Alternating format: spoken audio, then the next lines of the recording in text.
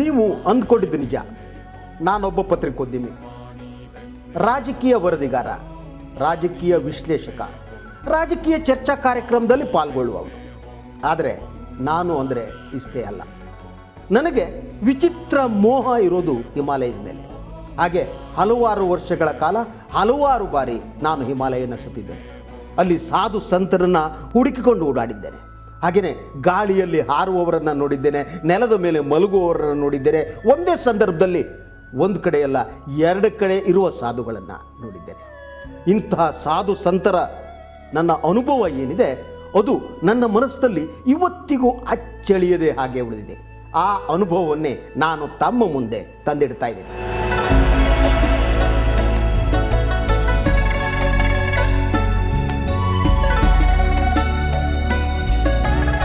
ನಾನು ಹಿಮಾಲಯದಲ್ಲಿ ನೋಡಿದ ಒಬ್ಬ ಯೋಗಿನಿ. ಆಕೆ ಭಾರತ ಮತ್ತು ಚೀನಾ ಗಡಿಯಲ್ಲಿ ಇದ್ದಂಥವು. ಸುಮಾರು 15,000 ಅಡಿಗಳ ಮೇಲೆ ಒಂದು ಗುಹೆಯ ಒಳಗಡೆ ಇದ್ದಂಥ ಯೋಗಿನಿ. ಅವಳು ತಮ್ಮ ಮುಂದೆ ಕುಳಿತಂಥ ವ್ಯಕ್ತಿಯ ಮನಸ್ಸನ್ನು ಹಾಗೆ ವಶಪಡಿಸ್ಕೊಳ್ತಾ ಇದ್ಲು. ಅವರ ಆಲೋಚನೆಯ ಮೇಲೆ ನಿಯಂತ್ರಣನ ಇಟ್ಕೊಂಡಿದ್ಲು ಆಕೆ. ಅಲ್ಲಿ ಜನ ಹೇಳೋ ಪ್ರಕಾರ ಅವಳಿಗೆ 40, 50, 60 ವರ್ಷ ಆಗಿರ್ಬೋದು. ಆದರೆ ಅವಳು ಯಾವ ಸಂದರ್ಭದಲ್ಲಿ ನೋಡಿದರೂ 16ರಿಂದ 18 ವರ್ಷದ ಯುವತಿ ಹಾಗೆ ಕಾಣುತ್ತೆ. ಈ ಮಹಾನ್ ಸಾಧಕಿ ಯೋಗಿಯ ಕತೆ ಇಲ್ಲಿದೆ ನೋಡಿ.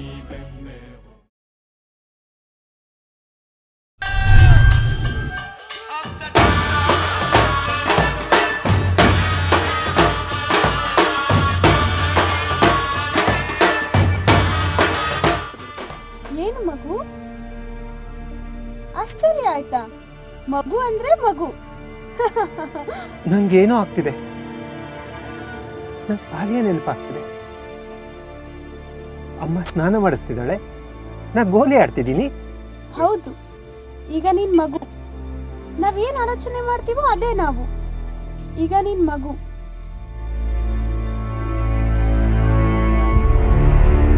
ಈಕೆ ಹಿಮಾಲಯದ ನಿಗೂಢ ಯೋಗಿನಿ. ಇವಳಿಗೆ ವಯಸ್ಸೆಷ್ಟು ಅನ್ನೋದು ಗೊತ್ತಿಲ್ಲ. ಆಕೆ ಹಲವಾರು ವರ್ಷಗಳಿಂದ ಇಲ್ಲಿಯೇ ಸಾಧನೆ ಮಾಡ್ತಾ ಇದ್ದಾಳೆ.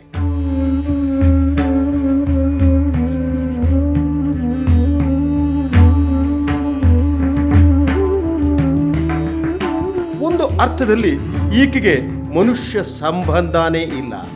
ಈ ಯೋಗಿನಿಗೆ ಬಟ್ಟೆ ಇದ್ರೂ ಒಂದೇ, ಇಲ್ಲದಿದ್ರು ಒಂದೇ.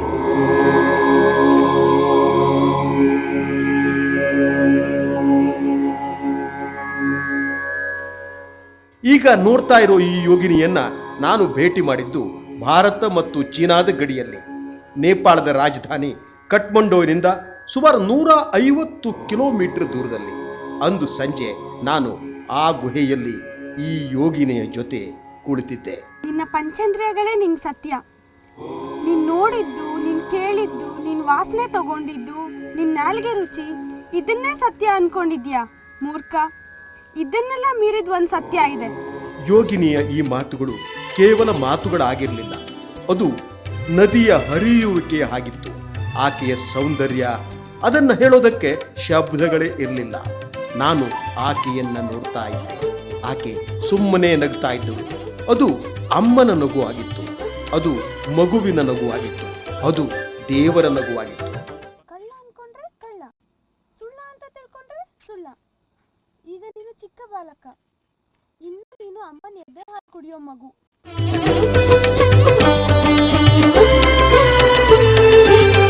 ನನಗೆ ಭಯ ಶುರುವಾಯಿತು. ನನ್ನ ಮನಸ್ಸಿನಲ್ಲಿ ಬರೋ ಆಲೋಚನೆಗಳು ಆಕೆಗೆ ತಿಳಿತಾ ಇತ್ತು. ನಾನು ಆಕೆಯ ಜೊತೆ ದೈಹಿಕ ಸುಖ ಪಡೆಯೋ ಬಯಕೆಯನ್ನ ಮನಸ್ಸಿನಲ್ಲಿ ತರೋದಕ್ಕೆ ಯತ್ನ ಮಾಡ್ತಾ ಇದ್ದೆ. ಆದರೆ ಅದು ಸಾಧ್ಯ ಆಗ್ತಾನೆ ಇರಲಿಲ್ಲ.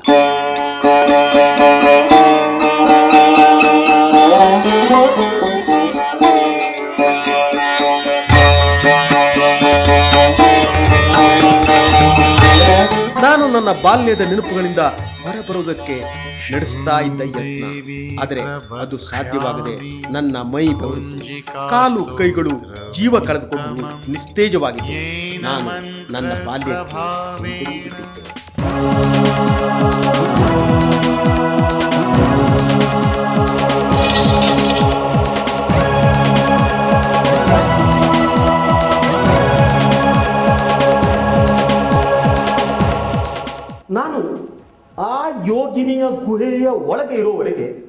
ನನಗೆ ಮಗು ಅಂತ ಅನಿಸ್ತಾ ಇತ್ತು.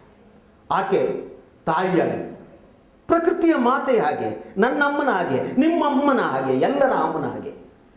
ಅವಳ ಎದುರು ಕುಳಿತಾಗ ಆಕೆ ಸಂಪೂರ್ಣವಾಗಿ ನಗ್ನಲಾಗಿದ್ದರೂ ಸಹ ಬೇರೆ ರೀತಿಯ ಭಾವನೆ ಬರೋದಕ್ಕೆ ಅವಕಾಶನೇ ಇರಲಿಲ್ಲ. ಈ ಗುಹೆಯಲ್ಲಿ ಮತ್ತೇನಾಯಿತು, ನಂತರ ಏನು ನಡೀತು, ಅಲ್ಲಿ ನಡೆದ ಸಂಭಾಷಣೆ ಏನು, ಎಲ್ಲವನ್ನು ಹೇಳ್ತೀನಿ ಒಂದು ವಿರಾಮದ ನಂತರ. ವಿರಾಮದ ನಂತರ ತಮಗೆಲ್ಲ ಮತ್ತೊಮ್ಮೆ ಸ್ವಾಗತ. ನಾನು ಆ ಯೋಗಿನ ಬಗ್ಗೆ ಇನ್ನೇನು ಹೇಳಲಾರೆ, ತಾವೇ ನೋಡಬೇಕು ಗುಹೆಯ ಒಳಗೆ ನಡೆದದ್ದೇನು, ಅಲ್ಲಿ ನಡೆದ ಮಾತುಕತೆ ಏನು, ಹೇಗೆ ನಾನು ಸಂಪೂರ್ಣವಾಗಿ ಆಕೆಯ ಆಜ್ಞಾಧಾರಕಳಾಗಿದ್ದೆ ಅಂತ.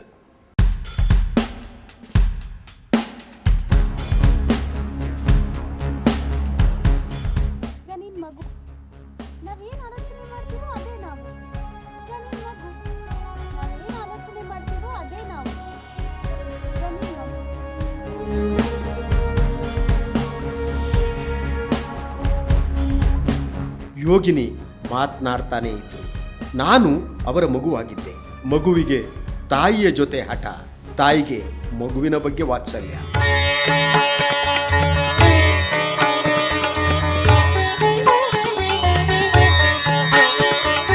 ಆದರೆ ಅಲ್ಲಿ ನಿಜವಾದ ಅರ್ಥದಲ್ಲಿ ನಾನು ಮಗು ಆಗಿರಲಿಲ್ಲ.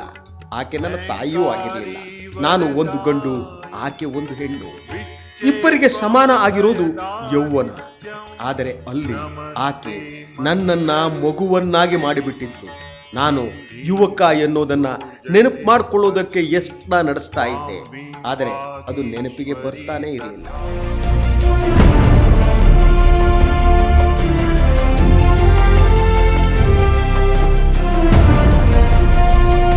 ಈ ಗುಹೆ ಇದು ಮಾನವ ನಿರ್ಮಿತ ಅಲ್ಲ. ಸಮುದ್ರ ಮಟ್ಟದಿಂದ ಸುಮಾರು 15,000 ಅಡಿಗಳಷ್ಟು ಮೇಲೆ ಆಮ್ಲಜನಕದ ಪ್ರಮಾಣ ಕಡಿಮೆ. ಸ್ವಲ್ಪ ನಡೆದರೂ ಆಯಾಸ. ಇಂತಹ ಪ್ರದೇಶದಲ್ಲಿರೋ ಪ್ರಕೃತಿ ನಿರ್ಮಿತ ಗುಹೆ ಇದು ಸುಮಾರು 4 ಜನ ಆರಾಮಾಗಿ ತಂಗಬಹುದಷ್ಟು ವಿಶಾಲವಾಗಿತ್ತು. ಅಲ್ಲಿದ್ಲು ಈ ಯೋಗಿನಿ.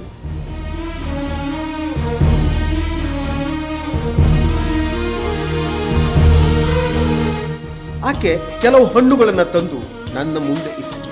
ಜೊತೆಗೆ ಒಂದು ಗ್ಲಾಸಿನಷ್ಟು ಹಾಲು. ಇಲ್ಲಿ ಹಾಲು ಹಣ್ಣು ಬಂದಿದ್ದು ಹೇಗೆ, ಎಲ್ಲಿಂದ, ಅದನ್ನ ಈ ಗುಹೆಗೆ ತಲುಪಿಸಿದವರು ಯಾರು?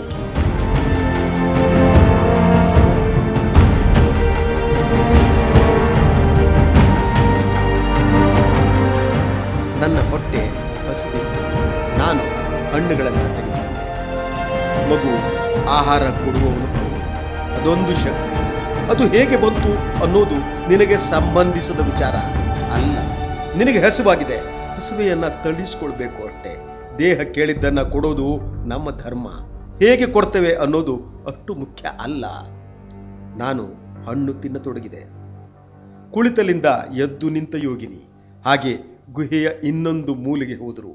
ಇತ್ತ ತಿರುಗಿ ಮಾತು ಮುಂದುವರೆಸಿದರು.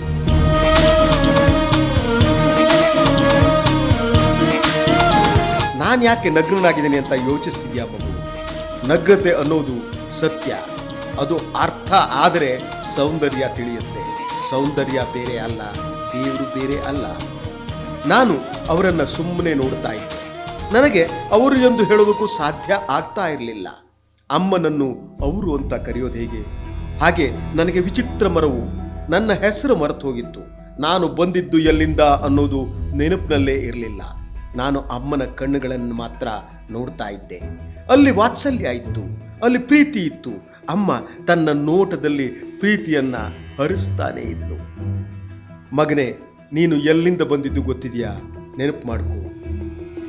ಯೋಗಿನಿ ಈ ಮಾತುಗಳನ್ನು ಹೇಳ್ತಾ ಇದ್ದಂತೆ ನನ್ನ ಮನಸ್ಸಿನಲ್ಲಿ ಮರೆಯಾದ ಚಿತ್ರ ಮತ್ತೆ ಮೂಡತೊಡಗಿತು.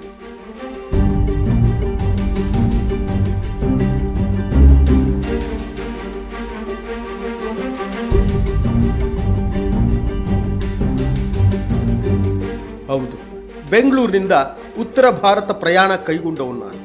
ಸಾಧು ಸಂತರನ್ನ ನೋಡೋ ಹುಚ್ಚಿನಿಂದ ಈ ರೀತಿ ಮಾಡಿದ್ದೆ. ಆದರೆ ನನಗೆ ನಿಜವಾದ ಸಾಧಕರು ಯಾರು ಅನ್ನೋದು ತಿಳಿಯಲೇ ಇಲ್ಲ. ನಾನು ಆಗ ನೇಪಾಳ ಪ್ರವಾಸದಲ್ಲಿದ್ದೆ. ಅಲ್ಲಿ ನಾನು ಭೇಟಿ ಮಾಡಿದ್ದು ಈ ಶೇರ್ಪಾನನ್ನು.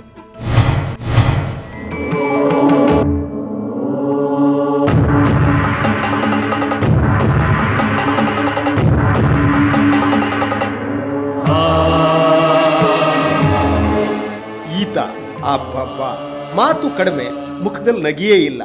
ಜಿ ಹಾ, ಎಸ್ ಸಾಬ್, ಜಿ ಹಾ ಸಾಬ್ ಎಂಬ 4-6 ಶಬ್ದಗಳನ್ನು ಬಿಟ್ಟರೆ ಬೇರೆ ಮಾತನ್ನ ಆತ ಆಡ್ತಾನೆ ಇರಲಿಲ್ಲ. ಈ ಶೇರ್ಪಾನ ಜೊತೆ ನಡೆದಿದ್ದು ಹಿಮಾಲಯ ಎಂಬ ಈ ನಿಗೂಢ ಜಗತ್ನಲ್ಲಿ ಅಲ್ಲಿ ನೋಡುವ ಕಣ್ಣುಗಳಿದ್ರೆ ಎಲ್ಲವೂ ಕಾಡ್ತಾ ಇತ್ತು. ಕಣ್ಣೇ ಇಲ್ಲಿದ್ರೆ ಕತ್ತಲೆ, ಬರೀ ಕತ್ತಲೆ.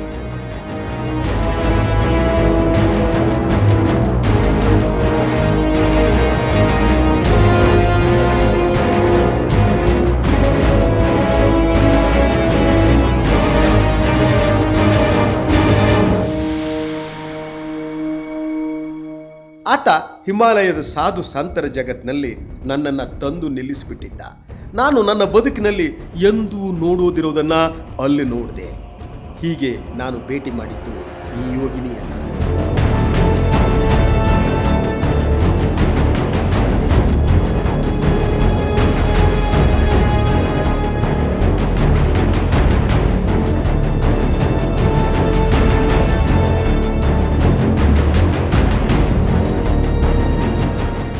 ವೀಕ್ಷಕರೇ, ಆ ಗುಹೆಯ ಒಳಗಡೆ ಸಂಪೂರ್ಣವಾಗಿ ಆ ಯೋಗಿನಿಯ ಪ್ರಪಂಚ ಇತ್ತು. ನಾನು ಮತ್ತು ನನ್ನ ಜೊತೆಗಿದ್ದ ಶೇರ್ಪಾ ಸಂಪೂರ್ಣವಾಗಿ ಅವಳ ನಿಯಂತ್ರಣಕ್ಕೆ ಒಳಪಟ್ಟಿದ್ವಿ. ಅಲ್ಲಿ ಮುಂದೇನಾಯ್ತು ನೋಡೋದಕ್ಕೆ ಮೊದಲು ಇನ್ನೊಂದು ವಿರಾಮ.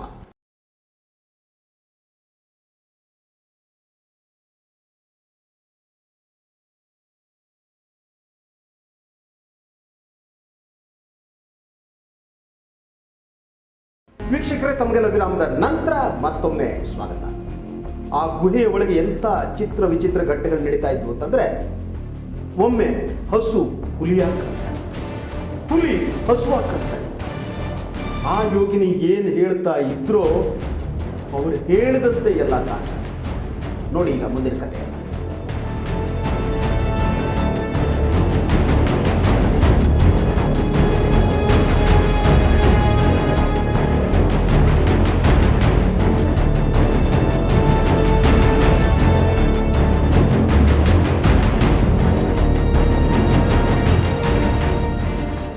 ನಾನು ಮತ್ತು ನೇಪಾಳದ ಶೇರ್ಪಾ ಇಬ್ರು ಹಿಮಾಲಯದ ಆ ಚಳಿಯಲ್ಲಿ ನಡೆದೆವು. ನಡೀತಾನೇ ಇದ್ದು ನಾನು ಅವನಿಗೆ ಹೇಳಿದ್ದೆ, ಯಾರೂ ನೋಡದ, ಯಾರಿಗೂ ಗೊತ್ತಿಲ್ಲದ ಯೋಗಿಯನ್ನ, ಸಂತರನ್ನ ನನಗೆ ದರ್ಶನ ಮಾಡಿಸ್ಬೇಕು ಅಂತ. ಆತ ನಗುತ್ತಾ ಹೇಳಿದ್ದ, ಆಯ್ತು ಸಾಹೇಬ್. ಆತನಿಗೆ ದಿನಕ್ಕೆ 150 ರೂಪಾಯಿ ಸಂಬಳ. ಆತನ ಜೊತೆ ನಾನು ಹೆಜ್ಜೆ ಹಾಕಬೇಕು. ಆತ ಇನ್ನೊಂದು ಮಾತನ್ನ ಹೇಳಿದ್ದ, ನೀವು ನೋಡುವುದನ್ನ ಮಾತ್ರ ಮಾಡಬೇಕು, ಸಂತರ ಜೊತೆ ಅವರ ಕೇಳದೆ ಹೊರತು ಮಾತನಾಡಬಾರದು.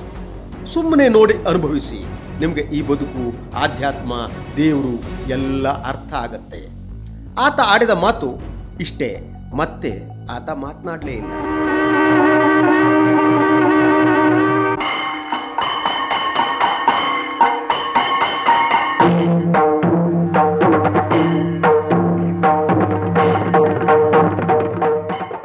ಇದೇ ನೋಡಿ ನೇಪಾಳದ ರಾಜಧಾನಿ ಕಠ್ಮಂಡು.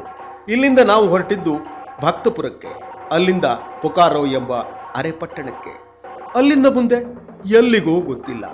ನಾವು ಇಡೀ ಹಿಮಾಲಯವನ್ನ ಪ್ರದಕ್ಷಿಣೆ ಹಾಕುವ ಹಾಗೆ ನಡೀತಾನೇ ಇದ್ವು. ಅವತ್ತು ಸೂರ್ಯ ಉದಯಿಸುವುದಕ್ಕೆ ಮೊದಲು ನಮ್ಮ ಪ್ರಯಾಣ ಪ್ರಾರಂಭ ಆಗಿತ್ತು. ಆತ ಮುಂದೆ ನಡೀತಾ ಇದ್ದ, ನಾನು ಆತನ ಹಿಂದೆ. ನನಗೆ ನನ್ನ ದೇಹ ನನ್ನದಲ್ಲ ಅಂತ ಅನ್ನಿಸುವ ಹೊತ್ತು ಇಲ್ಲಿಗೆ ಬಂದು ತಲುಪಿದ್ದು ಈ ಗುಹೆಗೆ. ಅಲ್ಲಿದ್ದಳು ಈ ಯೋಗಿನಿ. ಜಟಾಕಟಾಹ ಸಂಭ್ರಮ ಭ್ರಮನ್ನಿಲಿಂಪ ನಿರ್ಜರಿ ವಿಲೋಲ ವೀಚಿ ವಲ್ಲರಿ ವಿರಾಜಮಾನ ಮೂರ್ಧನಿ. ಮಹಾನ್ ತಾಯಿ, ಎಲ್ಲರ ತಾಯಿ, ನಮ್ಮ ಮನಸ್ಸುಗಳನ್ನ ತನ್ನ ನಿಯಂತ್ರಣಕ್ಕೆ ತೆಗೆದುಕೊಳ್ಳಬಲ್ಲ ಮಹಾಮಾತೆ. ತೊಡೆ ಮೇಲೆ ತಲೆ ಇಡು. ಪ್ರತಿಕ್ಷಣಂ ಮಮ ಧರಾಧರೇಂದ್ರ ನಂದಿನಿ ವಿಲಾಸ ಬಂಧು ಬಂಧುರಸ್ಫುರ ದಿಗಂತ ಸಂತತಿ. ಅಮ್ಮ ಅಮ್ಮ ಅಮ್ಮ, ಹಾಲು ಕುಡಿತೀಯ ಮಗು? ಎದೆ ಹಾಲು ನೀಡ್ಲಾ? ಬಾ, ಹಾಲು ಕುಡಿದು ನಿನ್ನ ದಣಿವನ್ನ ನಿವಾರಿಸ್ಕೊ. ಮನಸ್ಸಿನಲ್ಲಿ ಅವ್ಯಕ್ತ ಆನಂದ, ಹೇಳಲು ಸಾಧ್ಯವಿಲ್ಲದ್ದು, ವರ್ಣಿಸಲು ಸಾಧ್ಯವಿಲ್ಲದ್ದು, ನನ್ನ ಬದುಕಿನಲ್ಲಿ ಎಲ್ಲೋ ದೊರಕದಿದ್ದುದು ಇಲ್ಲಿ ದೊರಕಿತ್ತು. ಒಮ್ಮೆಲೆ ಎಲ್ಲಿಂದಲೋ ಕೂಗುವ ಸದ್ದು. ನನಗೆ ಅನುಮಾನನೇ ಇರಲಿಲ್ಲ, ಅದು ಯಾವುದೋ ಕ್ರೂರ ಪ್ರಾಣಿಯ ಕೂಗು. ಅಯ್ಯೋ, ಹುಲಿ! ಅಲ್ಲಿ ಹುಲಿ! ಅದು ಹುಲಿ ಅಲ್ಲ ಮಗು, ಹಸು. ನಿನಗೆ ಹುಲಿ ತರ ಕಾಣಿಸ್ತಿದೆ. ಭಯ ಅನ್ನೋದು ದೊಡ್ಡ ರೋಗ, ಅದು ನಿನ್ನ ಕೊಲ್ತಾ ಇದೆ. ಈಗ ನೀನೇ ಹೇಳು, ಅದನ್ನ ಹುಲಿ ಅನ್ಕೊಂಡ್ರೆ ಹುಲಿ ಅನ್ಸುತ್ತೆ, ಹಸು ಅಂತ ತಿಳ್ಕೊಂಡ್ರೆ ಹಸು ಅನ್ಸುತ್ತೆ.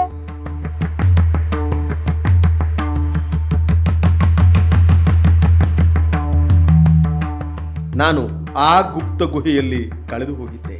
ನನಗೆ ಸತ್ಯ ಮತ್ತು ಭ್ರಮೆಗಳ ನಡುವಿನ ವ್ಯತ್ಯಾಸನೇ ಮರೆತು ಹೋಗಿತ್ತು. ನನ್ನ ಯೌವನ, ನನ್ನ ವೈಚಾರಿಕತೆ ಕಂಬಿಕಿತ್ತಿತ್ತು. ನನಗೆ ಇಡೀ ವಿಶ್ವವೇ ಅಮ್ಮನಾಗಿ ಕಾಣ್ತಾ ಇತ್ತು, ಎಲ್ಲವೂ ಅಮ್ಮನಂತೆ. ನೀನು ಈ ಗುಹೆ ದಾಟುವವರೆಗೂ ನನ್ನ ಮಗು, ನನ್ನ ಎದೆ ಹಾಲು ಕುಡಿದ ಮಗು. ಗುಹೆ ದಾಟಿದ್ಮೇಲೆ ನೀನ್ ಯಾರು, ನಾನು ಯಾರು?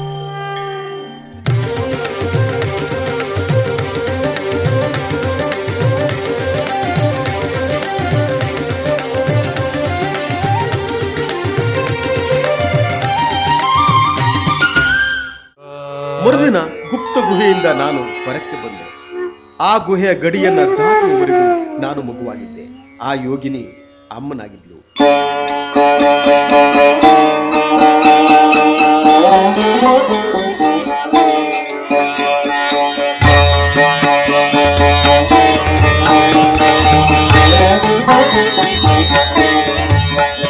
ನಾವಿಬ್ಬರು 15,000 ಅಡಿಗಳಿಂದ ಕೆಳಕ್ಕೆ ಇಳಿತಾ ಇಳಿತಾ ಹಿಮಾಲಯದ ಬುಡಕ್ಕೆ ಬರ್ತಾ ಇದ್ದೆವು.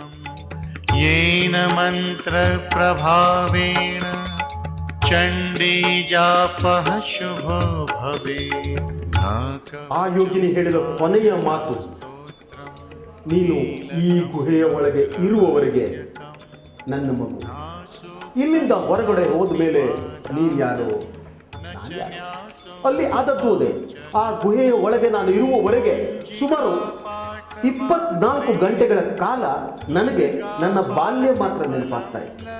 ನನ್ನ ಅಮ್ಮ ನನಗೆ ಹಾಲು ಕುಡಿಸ್ತಾ ಇದ್ದು, ನನ್ನಮ್ಮ ನನ್ನ ಸ್ನಾನ ಮಾಡಿಸ್ತಾ ಇದ್ದಿದ್ದು, ನಾನು ನನ್ನ ಸ್ನೇಹಿತರ ಜೊತೆ ಆಟ ಆಡ್ತಾ ಇದ್ದು. ಇದನ್ನು ಮೀರಿ ನಾನು ಬೇರೆ ರೀತಿಯಲ್ಲಿ ಆ ಯೌವನದಿಂದ ತುಂಬಿದ ಯೋಗಿನಿಯನ್ನು ನೋಡೋದಕ್ಕೆ ಸಾಧ್ಯನೇ ಆಗಿಲ್ಲ. ನಾನು ಆ ಗುಹೆಯ ಹೊರಗಡೆ ಬಂದೆ, ಆ ಗಡಿಯನ್ನು ದಾಟಿದೆ. ಆಗ ನಾನೊಬ್ಬ ಯುವಕ ಅನ್ನುವ ನೆನಪು ನನಗಾದದ್ದು.